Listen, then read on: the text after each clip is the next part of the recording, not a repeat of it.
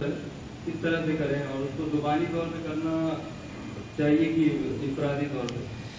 اور روزے کی نیت کے بارے میں پوچھا گیا. سب سے پہلے تو جان لیجئے کہ نیت کسے کہتے ہیں. نیت نام ہے دل کے ارادے کا. نیت نام ہے دل کے ارادے کا. تو اگر دل میں ارادہ پایا جاتا ہے تو یہی نیت ہے. زبان سے کہنا ضروری نہیں ہے، لیکن اگر آپ زبان سے کہہ لیں تو یہ اچھا ہے تاکہ آپ کی زبان آپ کے دل کی موافقت میں آ جائے، لیکن دل میں ارادہ کر لینا ہی کافی ہے.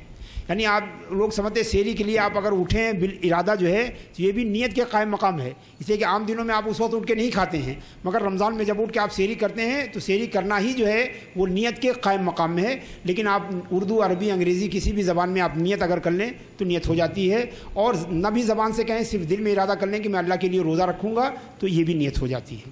اور جو معروف نیت ہے اگر وہ بھی زبان سے ادا کر دیں تو اس سے بھی نیت ہو جاتی ہے. ٹھیک ہے. وعلیکم السلام. اگر مان لیجیے کوئی ارادہ بنایا روزہ رکھنے کا اور وہ سو گیا، شہری نہیں کیا اور صبح تک روزہ رہ گیا، تو اس بارے میں کیا خیال ہے؟ لے مطلب میں کس سلسلے میں خیال ظاہر کروں کہ اسے سونا چاہیے تھا کہ نہیں سونا چاہیے تھا؟ مطلب یا اٹھنے کے بعد وہ کیا کرے گا اس کے بارے میں؟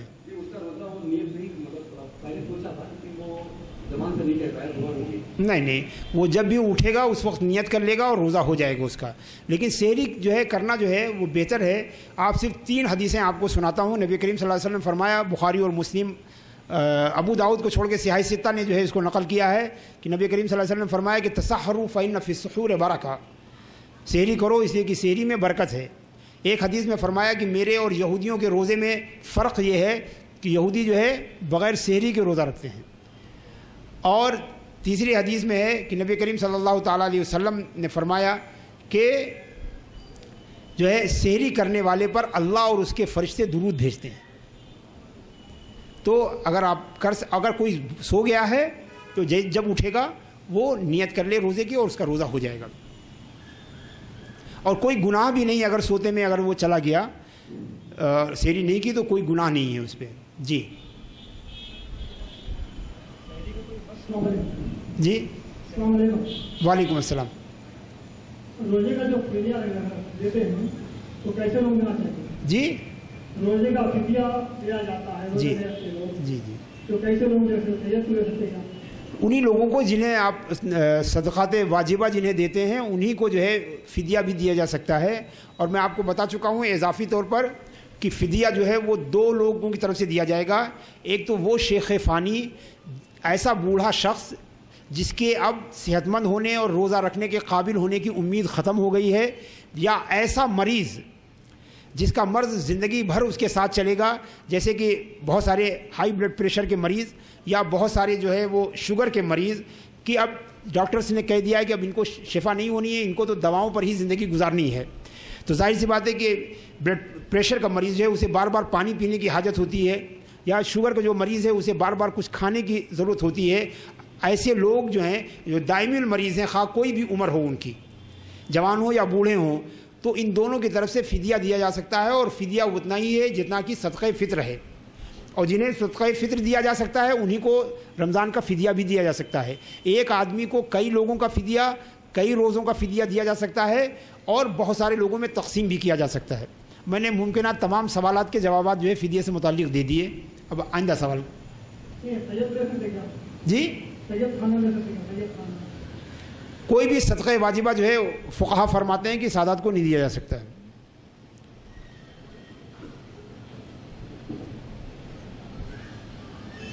السلام علیکم. وعلیکم السلام. خواتین کی طرف سے سوالات آئے ہیں. ایک سوال ہے کہ صلی اللہ علیہ وسلم کی سحر کس طرح کی ہوتی تھی، آپ کیا سوال فرماتے تھے سحر میں، اور ہمیں اس پر عمل کرتے ہوئے کس طرح سحری میں کیا غذائی ضرور کا استعمال کیا جائے. سب سے پہلی بات تو یاد رکھ لیجیے کہ ایسی کوئی روایت کم سے کم میرے علم میں نہیں ہے کہ نبی کریم صلی اللہ علیہ وسلم، یہ تو طے ہے کہ نبی کریم صلی اللہ علیہ وسلم سحری فرماتے تھے. سحری میں کیا تناول فرماتے تھے اس کے بارے میں جو ہے کوئی ہمارے پاس میرے ذہن میں کوئی خاص روایتیں نہیں ہیں. البتہ آپ نے سرید شوربے جو ہے کہ آپ نے تعریف فرمائی ہے، بلکہ آپ نے اس کو سحری کے ساتھ جو ہے برکت والا بتایا ہے کہ جتنی برکت والی سحری ہے اتنا ہی شوربے دار گوشت کھانا جو ہے उतनी ही बरकत वाला है। तो आप जो भी सेहरी में करें, जो भी जायज़ और जो वो हो, और इसका भी ख्याल रखें कि सेहरी जो है वो बरकत के लिए है, जहमत के लिए नहीं है। लिहाजा इतना ना खाएं कि बरकत तो दरकिनार हो जाए और जहमत आपके गले पड़ जाए। लिहाजा एतदाल के साथ और जो जायज़ और हलाल ग़िज़ाएँ हैं वो सब खा सकती हैं। और थोड़ा सेहरी वक्त ख़त्म होने से 10-5 मिनट पहले ही आप ख़त्म कर लें एहतियातन, ताकि ब्रश वगैरह करने का आपको अच्छी तरह से मुंह साफ़ करने का मौका मिल जाए। और याद रखिए कि सेहरी की एक अहम बात जो बताना चाहता हूँ कि जिसे अफ्तार में जल्दी करना सुन्नत है, वैसे सेहरी में ताख़ीर करना सुन्नत है। एक साहब ने शायद वक्त के बारे में आपने पूछा था, तो सेहरी में ताख़ीर करना जो है वो सुन्नत है। आप 12 बजे भी सेहरी खा सकते हैं, 11 बजे भी सेहरी खा सकते हैं, मगर इसमें ताख़ीर करना सुन्नत है। मगर इतनी ताख़ीर ना हो कि सुबह में आप पड़ जाएँ कि कहीं फजर का वक्त ना शुरू हो गया हो। दूसरे 2 सवाल हैं जी। तो के ताल्लुक से है। तो एक सवाल ये पूछा गया है कि सब्र की आदत किस तरह पैदा की जाए। जी, किस तरह सब्र की आदत पैदा की जाए। किसी को अगर साबिर बनना है तो वो कौन से अमाल अपनाए जाए जिससे साबिर बन सके आदमी, ये सवाल है। देखिए, मैंने आपको बताया कि सब्र जो है वो बहुत बड़ा मकाम है। हत्ता कि सूफिया किराम जो मुख्तलिफ़ अहवाल और दर्जात की बात करते हैं, उनके अहवाल और दर्जात में जो है वो सब्र का जो इस दर्जा है वो बहुत ही बुलंद है।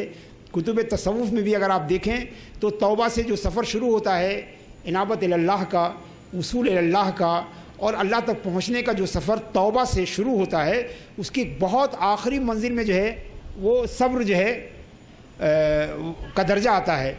और सब्र को हासिल करने के लिए सबसे पहली बात तो ये कि सब्र की जो उसका जज़ा है, किसी चीज़ को, खसलत को अपने अंदर पैदा करने के लिए हमें हमेशा जो है उसका इनाम याद रखना चाहिए कि उस पर अमल करने से उसका इनाम मिलता है, न करने से क्या क्या उससे हमें ख़राबियाँ और हमें परेशानियाँ पैदा होती हैं।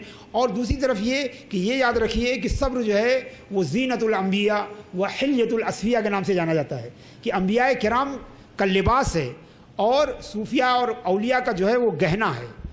अगर हम इस तसव्वुर के साथ इसको अपने पेश नज़र रखें तो ज़रूर हमारे अंदर पैदा होगा। गुस्से को काबू में पाएँ, इसलिए कि गुस्सावर आदमी जो है कभी साबिर नहीं हो सकता है।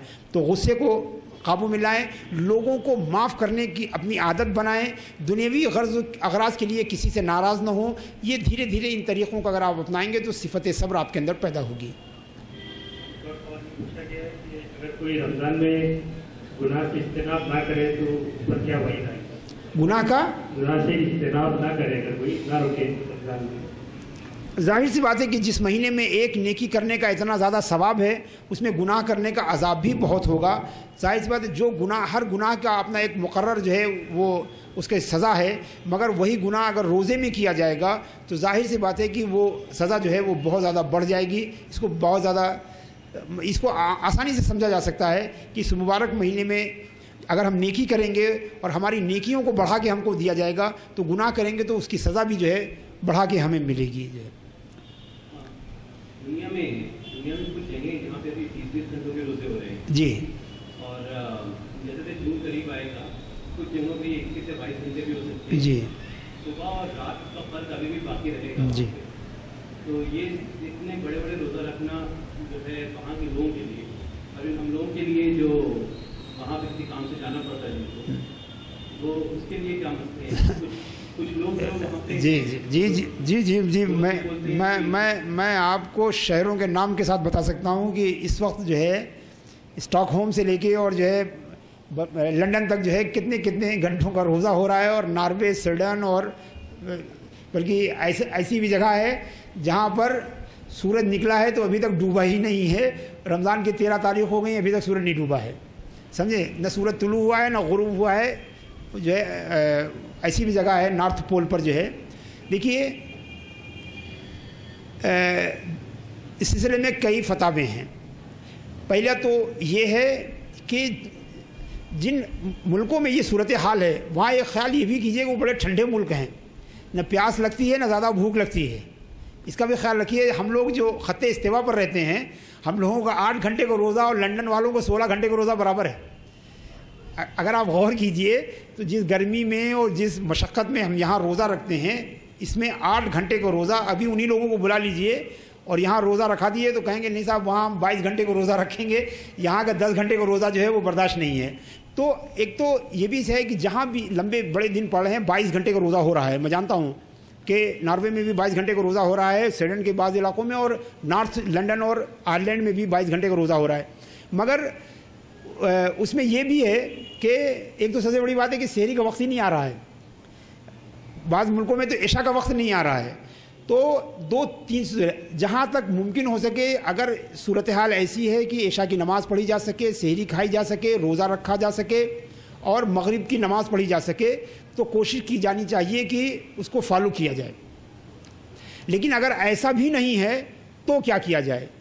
تو بعض علماء نے کہا ہے کہ جتنا قریب ترین ایسے ملک کو معیار بنایا جائے جہاں پر دن اور رات ہو رہے ہیں برابر سے نارمل, ان کے مطابق روزہ رکھا جائے. ایک فتویٰ یہ آیا ہے کہ مکہ معظمہ کو معیار بنا کے اس کی ٹائمنگ کے اعتبار سے روزہ رکھا جائے, اور ایک فتویٰ یہ ہے کہ نہیں صاحب اس زمانے میں روزہ نہیں رکھا جائے, جبکہ جہاں شب و روز ہوتے ہی نہیں ہیں. تو جب شب و روز کا نظام آ جائے اس ملک میں, آتا ہے, ایسا نہیں کہ ہمیشہ ایسا رہتا ہے, صرف اس وقت رہتا ہے کہ جب سورج جو ہے وہ نارتھ پول کی طرف رہتا ہے. جب سورج ساؤتھ پول کی طرف چلا جاتا ہے تو بلکہ وہاں راتیں بڑی لمبی لمبی ہو جاتی ہیں. تو یہ بھی سمجھیے کہ ان لوگوں کو 3 گھنٹے کے روزے بھی رکھنے پڑتے ہیں. جو آج 22 گھنٹے کو روزہ رکھ رہے ہیں ان کو 12 سال پہلے صرف 3 گھنٹے کے روزے رکھنے کو ملے تھے. تو حساب تو تقریباً برابر ہی ہے, کبھی 3 گھنٹے کا روزہ رہے تو کبھی 22 گھنٹے کا. ہم لوگوں کو نہ 3 گھنٹے کا روزہ ملتا ہے نہ 22 گھنٹے کا روزہ ملتا ہے, ہمیشہ اوسط درجے کا روزہ ملتا ہے. بات میری سمجھ گئے؟ لیکن اندازہ کیا جا سکتا ہے. ایک حدیث میں ہے کہ نبی کریم صلی اللہ علیہ وسلم نے فرمایا, بہت اہم حدیث ہے, کہ کبھی آج تک کسی, میں تو نہیں سمجھتا ہوں کسی مفتی نے اس حدیث کو ریفر کیا ہو ہے, اور جامع ترمذی کی اس کی جامع صغیر میں یہ حدیث ہے کہ حضور نے فرمایا کہ قیامت کے دن 1,000 سال کے دن ہوں گے. تو ظاہر سی بات ہے صحابہ نے سب سے پہلے پوچھا کہ یا رسول اللہ نمازیں کیسے پڑھی جائیں گی؟ تو آپ نے فرمایا کہ تقدروا باوقاتہن, اس میں ان کے اوقات کو اندازہ کر کے پڑھو گے.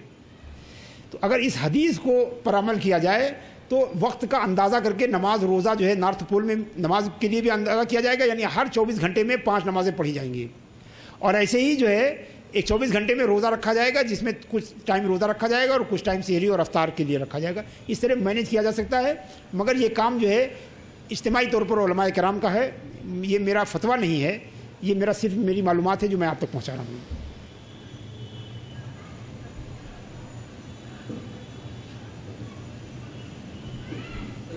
جی, سفر میں روزہ رکھ سکتے ہیں. آپ جس طرح آپ نے پوچھا اس کا جواب صرف اتنا ہی ہے.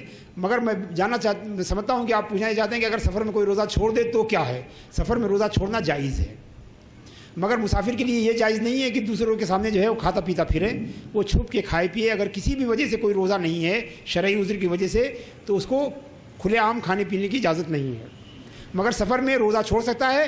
بعد میں اسے یاد رکھیے کہ سفر میں جو روزہ چھوٹتا ہے وہ معاف نہیں ہے, بعد میں اس روزوں کی قضا کرنی پڑتی ہے. لہذا بہتر یہی ہے کہ جو رکھ سکتا ہے وہ آرام سے وہ رکھے, ورنہ بعد میں اکیلے قضا کرنا مشکل ہی ہو جاتا ہے. وعلیکم السلام ورحمۃ اللہ. آپ نے شب قدر کے بارے میں بتایا. جی, مجھے بتائیں کہ ہم لوگ 27 رمضان کو شب قدر کی عبادت کرتے ہیں. جی, تو یہ صرف 27 کی رات بھی کرنا ہے یا پھر خالی 10 راتوں کو کرنا ہے؟ دیکھیے علماء کی اکثریت کی رائے یہ ہے کہ وہ شب قدر جو ہے وہ 27ویں شب ہے. مگر حدیث میں آیا ہے کہ شب قدر کو رمضان کے آخری عشرے کی طاق راتوں میں تلاش کرو.